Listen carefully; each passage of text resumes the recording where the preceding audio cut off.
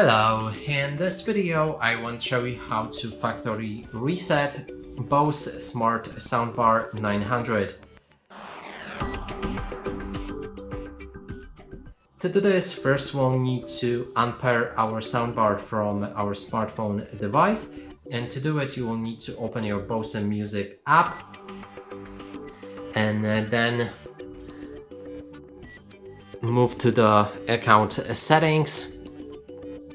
Select Manage Products, then click on Edit and select your BOSE Smart Bar and select Delete. Confirm removal, and now the product is removed from our account and we can move with a factory reset. And to do it, we'll need to press on the power button and skip button on the remote. So you can find those buttons right here. There's a forward and power button. Now let me zoom in onto the soundbar.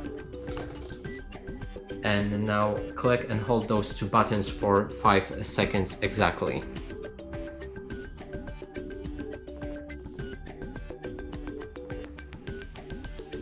Now let go. And after a few moments your soundbar should reset.